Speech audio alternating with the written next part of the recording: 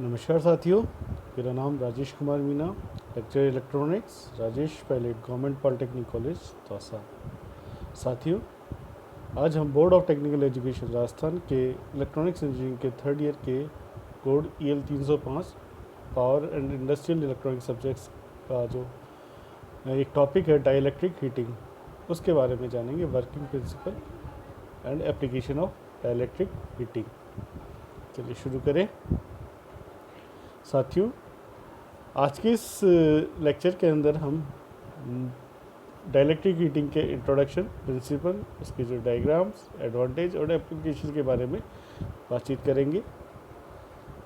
सबसे पहले इंट्रोडक्शन की बात करें तो डाइलेक्ट्रिक हीटिंग की इंट्रोडक्शन से पहले थोड़ा सा एक ओवरव्यू देने की कोशिश करूँगा कि हीटिंग प्रोसेस मैकेनिकल इंडस्ट्री के लिए या घरों के लिए बहुत इम्पॉर्टेंट चीज़ है। हीटिंग प्रोसेस, हम रसोई में खाना बनाते हैं, उसके लिए हीटिंग की ज़रूरत है। अगर हम इंडस्ट्रीज़ की बात करें तो वहाँ मैन्युफैक्चरिंग और फाउंड्री इंडस्ट्री के लिए हीटिंग बहुत इम्पॉर्टेंट चीज़ है। तो आज हम डाइलेक्ट्रिक हीटिंग के ऊपर थोड़ी सी बात करेंगे। Dielectric heating, also known as electronic heating, RF heating and diathermic. Dielectric heating is a special way of transforming electric current into heat. यानी डाइलेक्ट्रिक हीटिंग एक तरह की इलेक्ट्रॉनिक हीटिंग होती है। इसके अंदर RF हीटिंग, इसको हम RF हीटिंग या डायथर्मी भी बोलते हैं। RF हीटिंग इसलिए बोलते हैं क्योंकि हम इसके अंदर अल्टरनेटिंग करंट को यूज़ करते हैं। अल्टरनेटिंग करंट वो भी रेडियो फ्रिक्वेंसी रेंज का। और इस डाइलेक्ट्रिक हीटिंग के अंदर इलेक्ट्रिक करंट को हम कन्वर्ट करते हैं हीट एनर्जी के अंदर। Dielectric heat is also sometimes called as high frequency capacitance heating. Dielectric heating को हम हाई फ्रिक्वेंसी कैपेसिटेंस हीटिंग के नाम से भी जानते हैं कई बार। Dielectric heating, in dielectric heating the generation of thermal energy means heat in a non-conducting material by the application of electromagnetic force or field. Friends, heating, अगर मेटल को हीट करना है या उसको थर्मल एनर्जी देनी है तो हम उसके लिए और भी प्रोसेसेस यूज़ कर सकते हैं। जैसे इंडक्शन हीटिंग, हमने एक लेक्चर के अंदर देखा कि इंडक्शन हीटिंग से हम किसी मेटल को किस तरह से हीट या मोल्ड कर सकते हैं। लेकिन अगर हमारे पास नॉन कंडक्टिंग मटेरियल है, जैसे प्लास्टिक हुआ, जैसे फूड जैसे खाना है, वुड है, लकड़ी, अगर हमें इस तरह के नॉन कंडक्टिंग मटेरियल्स को हमें हीट करना है तो उसके लिए फिर हम डाइलेक्ट्रिक हीटिंग के लिए जाएंगे। सो डाइलेक्ट्रिक हीटिंग के अंदर किसी भी नॉन कंडक्टिंग मटेरियल को हम इलेक्ट्रोमैग्नेटिक फोर्स या फील्ड की सहायता से हीट करते हैं। माइक्रोवेव ओवन बहुत कॉमन एग्जांपल है, लगभग हर घर के अंदर वो मिल जाएगा, हर घर की किचन के अंदर। और बेकिंग इंडस्ट्रीज़ जो है उसके अंदर माइक्रोवेव का ओवन का यूज़ होता है। तो माइक्रोवेव जो ओवन है वो डाइलेक्ट्रिक हीटिंग पर काम करता है। इसके अंदर जो वेस्ट ऑफ एनर्जी होती है वो हीट की तरह यूज़ होती है और उसे डाइलेक्ट्रिक लॉसेस कहा जाता है। Since the non metallic material with poor thermal conductivity can be very effectively heated bye dielectric heating. Dielectric heating के अंदर जो नॉन मेटेलिक मटेरियल जिनकी थर्मल कंडक्टिविटी पुअर होती है उनके ऊपर इसका इफ़ेक्ट बहुत ज़्यादा अच्छा होता है। मसलन जैसे लकड़ी है, हमें लकड़ी है, प्लास्टिक की मेल्टिंग अगर हमें करनी है तो हम उसके लिए डाइलेक्ट्रिक हीटिंग यूज़ करेंगे। क्योंकि वैसे तो अगर देखा जाए तो plastic is a poor thermal conductive material, लेकिन अब उसको अगर हमें हीट करना है तो हम नॉन मेटेलिक ये मटेरियल है, इसके लिए हम डाइलेक्ट्रिक हीटिंग यूज़ करेंगे। Dielectric losses is proportional to frequency and square of the supply voltage। यानी हमने देखो साथियों पहले ही बात की है कि जो डाइलेक्ट्रिक हीटिंग है उसके अंदर जो थर्मल एनर्जी या हीट है वो जनरेट होती है by mode of electromagnetic force, application of electromagnetic force. Electromagnetic force या फील्ड है तो इट मीन्स इसके अंदर इलेक्ट्रिकल और मैग्नेटिक फील्ड दोनों होगी और ये आरएफ फ्रिक्वेंसी पर काम करेगा। तो यानी जो डाइलेक्ट्रिक लॉसेस है वो लॉस ही हमारा हीट के अंदर कन्वर्ट होता है और वो डायरेक्टली प्रोपोर्शनल होता है फ्रिक्वेंसी जो उस करंट की है, इलेक्ट्रिक करंट जो उसको अप्लाई किया गया है, and square of the supply voltage. आगे हम इसकी एक्सप्रेशन देखें, पूरा प्रिंसिपल देखेंगे।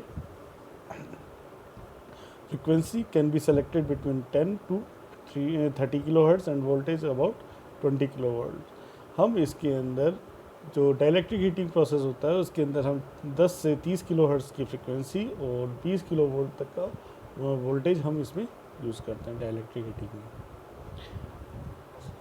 प्रिंसिपल की बात करें, प्रिंसिपल ऑफ डाइलेक्ट्रिक हीटिंग, तो डाइलेक्ट्रिक हीटिंग किसी भी वॉल्यूम पर जो पावर डेंसिटी जनरेट होगी उसकी वैल्यू होती है omega into epsilon r into epsilon naught into e square, यानी Q equals to, Q is the power density per volume equals to omega into epsilon r into epsilon naught into e square. Omega होता है angular frequency of the exciting radiation, यानी जो current हमने flow करवाया alternating current या जो electromagnetic force या field हमने जो लगाई है उस फील्ड में जो करंट फ्लो कर रहा है उसकी एंगुलर फ्रिक्वेंसी। एप्सिलॉन आर हमारे जो मटेरियल है जिसको हम हीट करना चाहते हैं उस मटेरियल की permittivity, relative permittivity. Epsilon not हम जानते हैं फ्री स्पेस की जो परमिटिविटी होती है उसे हम एप्सिलॉन नॉट से डिनोट करते हैं। और ई होता है, ई है इलेक्ट्रिक फील्ड स्ट्रेंथ। तो इस प्रिंसिपल से, इस फॉर्मूले से आप देख सकते हो कि जो पावर डेंसिटी जो जनरेट होगी पर वॉल्यूम वो ओमेगा यानी एंगुलर फ्रिक्वेंसी के डायरेक्टली और ई स्क्वायर यानी वोल्टेज के स्क्वायर के ऊपर डिपेंड करती है, यानी proportionally square of the voltage और फ्रिक्वेंसी पर ये डिपेंड करती है। हम एप्सिलॉन आर और एप्सिलॉन नॉट ये दोनों ही कांस्टेंट होते हैं। एप्सिलॉन नॉट हमारे फ्री स्पेस की परमिटिविटी होती है और एप्सिलॉन आर जो भी मटेरियल हम यूज़ कर रहे हैं जिसको हीटिंग करना चाहते हैं उसकी परमिटिविटी होती है।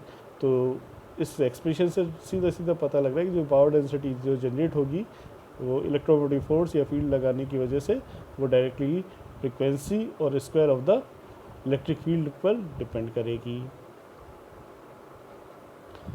The imaginary part of the relative permittivity is a measure of the ability of dielectric material to convert electromagnetic field energy into heat। साथियों हमने इसमें यहाँ रिलेटिव परमिटिविटी ली है, जो मटेरियल हमने लिया है उसकी रिलेटिव परमिटिविटी ली है, उसका भी हमने इमेजिनरी पार्ट लिया है जो कि फ्रिक्वेंसी डिपेंडेंट होता है। यानी जो भी हमारे पास मटेरियल है उस पर जो भी करंट होता है उस करंट की वजह से उसकी जो उस करंट की जो फ्रिक्वेंसी होती है उस फ्रिक्वेंसी के ऊपर जो परमिटिविटी है उसका इमेजिनरी पार्ट डिपेंड करता है। और वही परमिटिविटी हमारे डाइलेक्ट्रिक मटेरियल के अंदर इलेक्ट्रोमैग्नेटिक फील्ड ही एनर्जी को हीट में कन्वर्ट करने में सहायक होती है।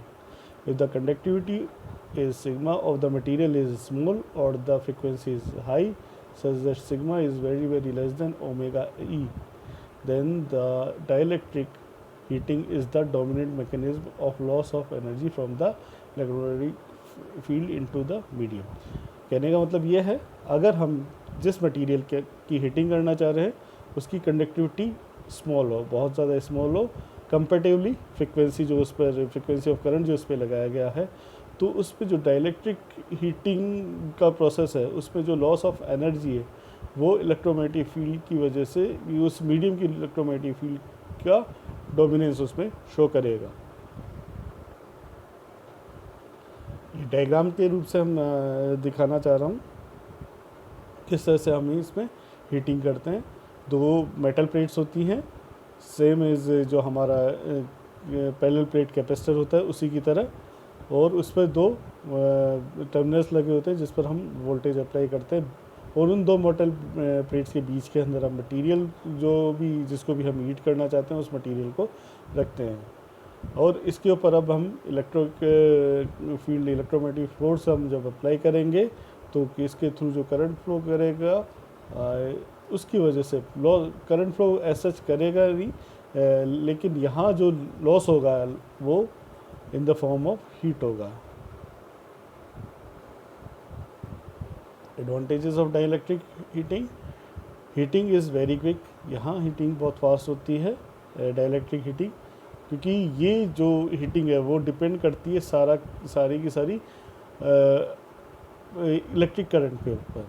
और इलेक्ट्रिक करंट जैसे ही जो मटेरियल होता है उस मटेरियल के मॉलिक्यूल्स के साथ जैसे ही टच में आता है तो उन मॉलिक्यूल्स को भी वो अपने डायरेक्शन ऑफ करंट के अंदर फ्लो करवाने की कोशिश करता है। इसकी वजह से वो आपस में वहाँ फ्रिक्शन प्रोड्यूस होता है और हीट जनरेट होती है। ये जो प्रोसेस है डाइलेक्ट्रिक हीटिंग के अंदर, तो ये जो प्रोसेस है वो करंट की, क्योंकि जो करंट की स्पीड है वो बहुत फास्ट होती है, तो इसलिए जो हीटिंग प्रोसेस है वो भी फास्ट होता है।